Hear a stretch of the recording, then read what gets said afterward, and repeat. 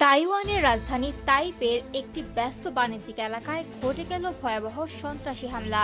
এলোপাতাড়ি ছুরিকাঘাতে প্রাণ হারিয়েছেন অন্তত ৩ জন, আহত হয়েছেন আরও ১১ জন, যাদের মধ্যে ২ জনের অবস্থা আশঙ্কাজনক। পুলিশ জানিয়েছে শুক্রবার সন্ধ্যায় এই হামলার ঘটনা ঘটে। হামলাকারীর নাম চ্যাং ওয়েন, বয়স ২৭ বছর। তিনি উত্তর তাইওয়ানের তাইওয়ান শহরের বাসিন্দা।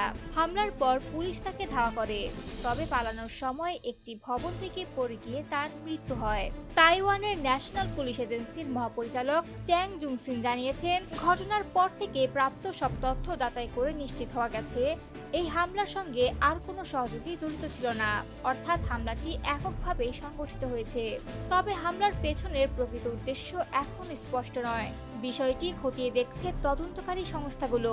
এদিকে তাইওয়ানের প্রধানমন্ত্রী জানিয়েছেন, হামলাকারী চ্যাং ওয়েনের বিরুদ্ধে আগে থেকেই গ্রেপ্তারি পরোয়ানা জারি ছিল।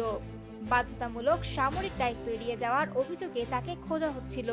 স্বরাষ্ট্র মন্ত্রণালয়ের তথ্যমতে, হামলাকারী প্রথমে তাইপের প্রধান ট্রেন স্টেশনে একটি স্মোক বোমা নিক্ষেপ করেন। এতে মুহূর্তের মধ্যে এলাকায় আতঙ্ক ছড়িয়ে পড়ে।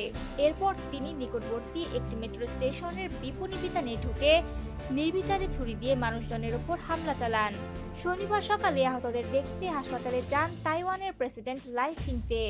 পরে নিজের ফেসবুক পোস্টে তিনি বলেন, এই মর্মান্তিক ঘটনা থেকে সরকার শিক্ষা নেবে এবং ভবিষ্যতে জনগণের নিরাপত্তা আরও জোরদার করা হবে।